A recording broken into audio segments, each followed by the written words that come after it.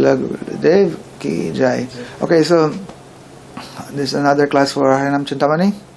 We're remembering Srila Bhaktivinoda Thakur's book. There, Haridas and Mahaprabhu in Jagannath Puri, they're discussing the topic of now the different Namaparad.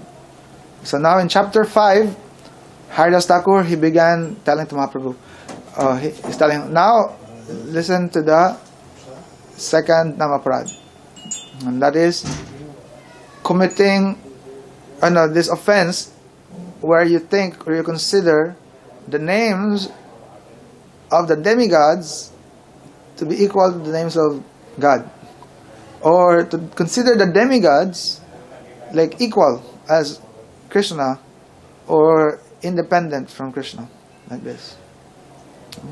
You have questions from before? Yeah, from before. What is that?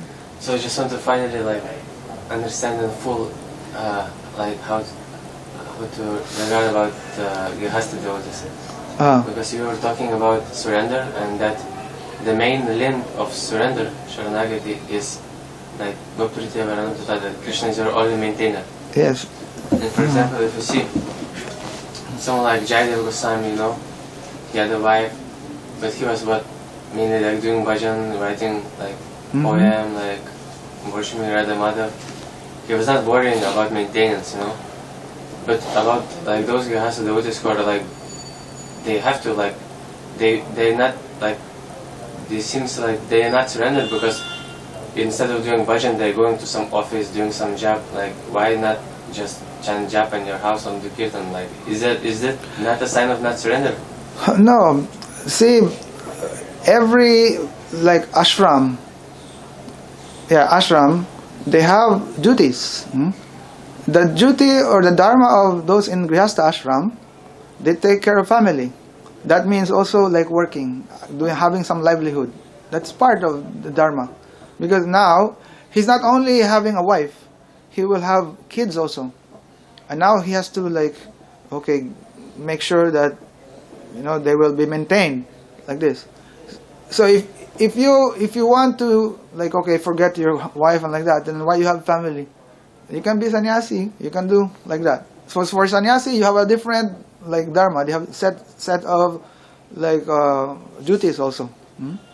So don't think that this grihastha, don't think that it's unfair. Grihastha, and thinking of him to do the duties of a sannyasi like this.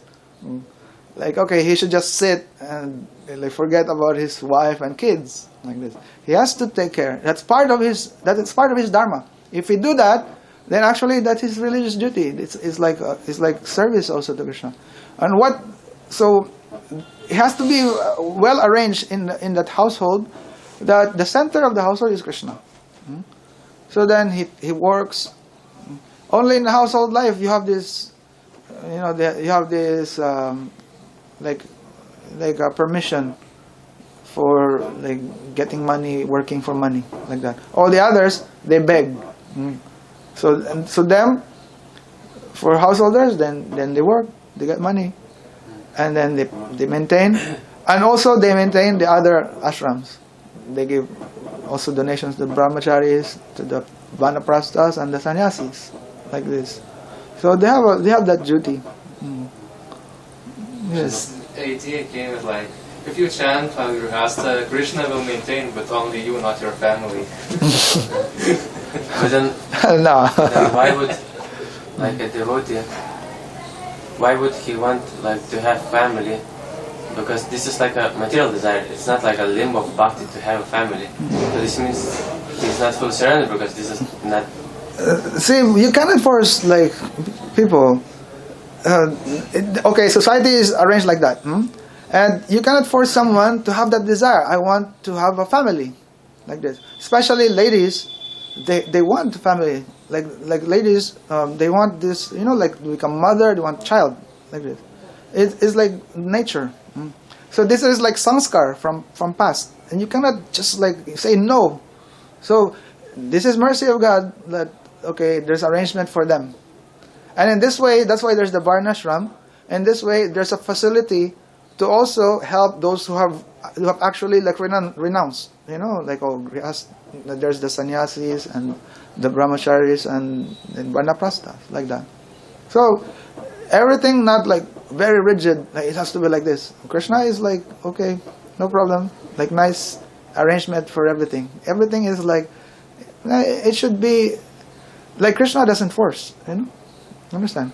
So then those who have desire for family, they can. And okay, they need to do is, okay, they raise the family and they make everyone pure devotee. What's wrong with that? Like this. And actually they are more, you can consider them, they have more responsibility. The sannyasis and the brahmacharis, they're more like free life and, like, they're more, you may say like, they're selfish. Like they don't take care of others. But actually they have more facility actually to go deeper, and then spiritually they can help the others. They're helping the grihastas how to become absorbed in their home, like this. So that later on, the grihasta will have to also become sannyasis. They will have to renounce. They will not have to remain eternally also as grihastas, like this. When the son is already like enough to take care of the wife and the family, then the husband can renounce, like this. But if in their grihastha life, or so-called grihastha life, they're just absorbed instead of developing like this mood of attachment to Krishna, now they're just engaged in enjoying themselves and centered to their enjoyment, they become attached to each other, they never renounce. Like this. Okay? Clear. Now back to the 5th chapter. So here Haridas Thakur, he started by explaining the difference, or like appreciating how Krishna is never equal to the demigods. Or like when you say Vishnu, the term Vishnu, we have discussed this in the very first chapter, right? You remember? Vishnu is like a generic, it's like a name, but it's like a generic name. It refers from Krishna down to like his Purusha avatars. Vishnu means God, he's everywhere. Vishnu means he's everywhere. Okay. So the highest and the ultimate like personality of Godhead, the Supreme, that's Krishna in Braj. Right? So from him, then he manifests like that spiritual world where there's some Aishwarya, that's in Mathura, Dwarka. Then from him, actually that's Baladev who manifested that. He expanded his first expansion, Baladev. Baladev is the one who manifests the Dham, the different associates in Vraj, like this. That's why Baladev is you say he's the source of the existence. He's a deity of existence potency, Sandhini Shakti. Not that he's Sandhini Shakti. Baladev is Shaktiman, he's not Shakti. Okay? But he's the predominating deity, he's the source of this Sandhini Shakti. Everything exists because everything coming from him. He's the very first manifestation of Krishna. And that is his role. He's there. He's in that Vishnu Tattva, but he's there like to serve Krishna. That's why he's Guru Tattva. He's the Atkanda Guru Tattva. Guru meaning like he's there to teach us like how to serve. Okay, so from Baladev in Braj, then the other manifestation of the spiritual world is there. There's Mathura Vrindavan. No, Mathura Dwarka. The first Chaturvyuha, that's Vasudev, Sankarshan, Bajuna, Aniruddha. They're all coming from this Baladev there. So then there's Vasudev there. He has this counterpart Baladev, that is Sankarshan. He's the source of like all the different associates in that spiritual world also. In Dwarka, Mathura. Then from that Sankarshan, that Mool Sankarshan, then he manifests another dimension of the spiritual world, which is purely Aishwarya. That's the Vaikunthas. And there's Narayan. So there's Narayan and all the associates there, that is also manifested by the Mahasankarshan in those Vaikuntha worlds. You understand? And that from the Mahasankarshan, furthermore, he manifests to the first Purusha avatar. That is who? Karanadaksai Vishnu. So they are all Vishnu categories. Like this. All these manifestations of God, they're all Vishnu categories. So the first Purusha avatar, he is the source of all the material universes. And in each universe, he has another manifestation there. Who is called? Who? Garbhodakasai Vishnu. Garbhodakasai Vishnu. From where in his navel, Lord Brahma is there. The source of Lord Brahma, the creator of in that universe. So there's Garbhodakasai Vishnu. Then in that universe, every atom in that universe is also there as Kshirodakasai Vishnu. Now this Kshirodakasai Vishnu, he is the source of all the different avatars that comes in that universes. You know? Who? Like Matsya, Kurma, Nrsimha, and like others. They're all coming from Kshirodakasai Vishnu. So they are all in that category of Vishnu. So Paramatma is? Paramatma is the Kshirodakasai Vishnu. So now, when you talk about the jivas or the demigods, the jivas, they are bibinangsa, meaning like part and parcel of Vishnu, like a potency of Vishnu, part and parcel. He said that really Krishna, now for us really he's beyond our knowing him. You know, we only know this because of mercy of the devotees. They're telling us, and they're putting this in Shastra, like Srimad Bhagavatam especially. Krishna has 64 qualities in full, like this, 64 qualities. But all these other expansion, not Krishna, but all the other expansion, meaning the Narayans, and also all the different avatars, from the Narayans to the different, like from the Purusha avatars, you know, Karandaksai, Garbhodakasai Vishnu, and then Kshirodakasai Vishnu, all the different avatars that comes to this world. There's also many kinds. They have how many? 60 qualities in full. So there's 4 extra Krishna have. That's why he's the most complete, you know. And we know what they are, right? Yeah, his form is like very special. No one else has that form. Which form? He has this peacock feather, like very sweet form, really. And he has this very sweet pastimes with his devotees. There's the Prem Madhuri, and then there is this Vena Madhuri. He has this flute that attracts everyone. He plays flute. And then last one is Prema Madhuri. Rupa Madhuri, Vena Madhuri, then there's a pastime Lila Madhuri, then Prema Madhuri. His love is very sweet. Okay, that's Krishna. Now he has 60 other qualities which is available in all the other incarnations, but they are there in full. Part of that is he has this Achintya Shakti. That's why by our mind we can never understand him or know about him. We only know him by his mercy. If this Achintya Shakti manifests himself to us, then you'll know him like this. Understand? Okay. Now, when we talk about the jivas, jivas like us, we have 50 among those 60 qualities. We have 50 of those, but only like a droplet of a drop. A droplet of a drop of those, like very minute quality of those, like this. The demigods, they have those 50. The demigods are also Vibhinangsa. They're also like jivas. But they have 50 qualities, but they have like more. So much more. And extra 5 more. 5 more extra. So they have 55.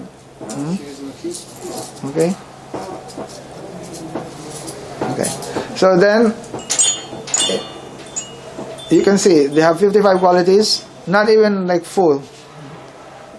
Narayan, he has 60, like full, and Krishna 64. Then, therefore, this is how, like Haridas is showing, like, look, they're never equal. Like demigods and the Supreme Lord. Okay. So now, some people may say, no, but Vishnu, he is within all the demigods. He's everywhere. He's the Lord in the heart. He can be with all, like this. So we can worship the demigods, and that's the same as worship of Vishnu. You agree? Why? We just talked about it. Huh? We just thought about it. Yeah, because like worship of demigods is not necessarily the same as worship of Vishnu. Understand? But it's the other way around. If you worship Vishnu, automatically, like the demigods will be pleased. Like this. You have to understand. So that's why to say like that, and to consider some devotees, some so-called devotees, and especially these people we call the Mayavadis. They are considered like offenders. Why? Because they think that like everything is actually like equal. Everything is the same. Vishnu also, and like the demigods, they're all same. Because really, Brahma, God is Brahman, and Brahman has no qualities. He has no qualities. That's why they're telling. We just talk about how Krishna has all qualities in full. We say it's like, oh, he has no qualities, he has no form, and what else? He doesn't undergo changes. So that's their whole philosophy. And then we say to think that he has this form, that is actually Maya. All these forms are actually. That's why we call them Mayavadis. They're all preaching their theory of illusion like this. You understand? So it's very offensive to think that really, Krishna doesn't exist. It's like offensive, and to consider them like, they're just equal to everyone, like that. And now they say that the moment this Maya is gone, then you understand that everything is just like void. That's Brahma, like this. Then you can enter into this Brahma. You're actually God. You're Brahma. You enter into this Brahma. That is the goal. But this Brahma effulgence it really exists. But that's the impersonal aspect of God. No quality even. But God has qualities. You understand? And to consider that he has no qualities is actually very offensive. And therefore, and like all these people who consider,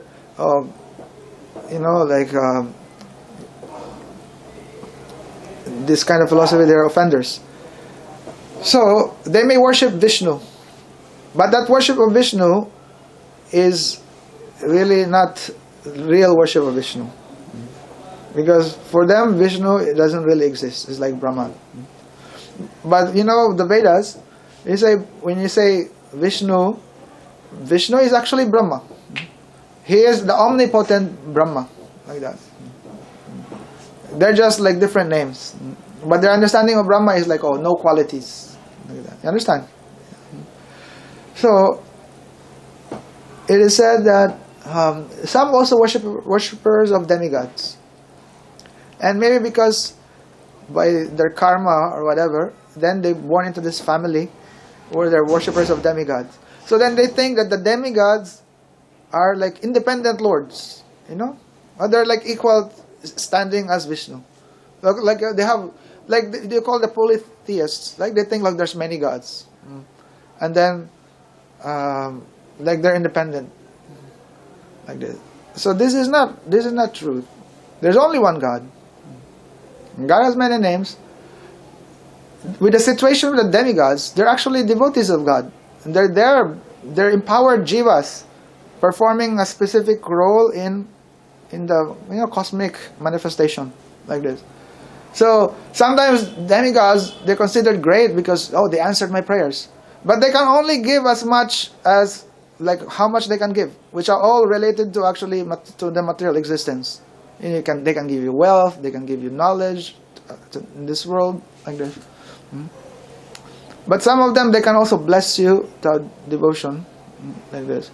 But most of the time, people don't want that. They want wealth, sense enjoyment, and that's how they pray to the demigods. So it is said that the devotees, like we don't associate with like those kinds of people, demigod worshippers. We don't even take like those remnants that they offer to the demigods. We don't partake of that. Understand? Okay. But it's very important, and Haridas Thakur made us know that. But although we don't worship demigods independently, we don't criticize the demigods also. You don't blaspheme the demigods like this. The actual devotees, they acknowledge that they are part and parcel of Krishna. They are servants of Krishna. They have certain like duties in this material world, like this, and they may worship them as servants of Krishna, like this. So sometimes you see devotees, they're like offering something, but actually what they're offering are like prasadam from Krishna, like this. They're not like separately like considering the independent Lord, like this. That's why so for those for those devotees, then it said that you can take those prasadam. Because they were offered to the demigods, but they were prasadam from Krishna. You understand? They're not like so-called prasadam, let's say like Lord Shiva. There's like worshippers of Lord Shiva. They're considering Shiva as like independent Lord, independent from Krishna, like this. It's like it's another, and like many of them, they're against Vishnu also, and they're trying to. And this is what happens before the time of Madhvacharya and Ramanujacharya, They're like conquering like the Vaishnavas and forcing them like, you have to worship Lord Shiva. He's a Supreme Lord, like this. Actually, those so-called worshippers of Lord Shiva don't even accept their offerings, like that. And that's why devotees, they don't partake those so-called prasadam from these worshippers of Lord Shiva. Otherwise, it's considered like offense. But we see devotees, they worship Shiva. Like us, we worship Lord Shiva, but we worship him as the greatest of all Vaishnavas. Or we worship him acknowledging that his original Swarup is Gopeshwar Mahadev. He's there actually in Braj. You can pray to him, or by his mercy I can enter into this Rasalila even, like that. But that he is not independent from Krishna. You understand? So you may chant Nam, you're chanting name, but you have that conception that the demigods are equal to Krishna. Or you have the conception that Shiva, or like any Lord Brahma, they are independent, like Lord, independent from Krishna, like this. So then that Nam that you're chanting is Namaparad. You understand? That is the second Namaparad. If you're chanting like this, you will never receive prem. And especially when you're chanting like this, that means you have some association with all these Mayavadis and all this Asat Sangha. Then the more like you go down, you'll be cheated. You understand? So we are warned, careful association from these kinds of people. And give up that philosophy. If your conception is like this, then give up that conception. So what is Haridas Thakur is telling? What is the remedy for this? He said that actually the scriptures, they recommend that Brahmins, then if they realize, oh, they have made this offense, or that they think that Krishna has no qualities, or like this, or that he is equal to like the demigods, instead, oh, then they take shelter at the lotus feet of Krishna. They worship his lotus feet. But then Haridas Thakur said that worshipping of Krishna's lotus feet easily is attained by chanting Nam and remembering Krishna's beautiful form and lotus feet, like this. So he said, like, by this, easily Krishna will forgive you from your offense. And in this second aparad, easy, understand? That is, it's the second offense. So we finish that very easy. Then next will be third offense. That is chapter 6. We continue next meeting. Okay, question? Okay, Jai Srila Gurudev ki Jai, Srila Bhaktivinoda Thakur ki Jai, Jai Harinama Cintamani ki Jai, Srila Haridas Thakur ki Jai, Chaitanya Mahaprabhu ki Jai, Go Premanande.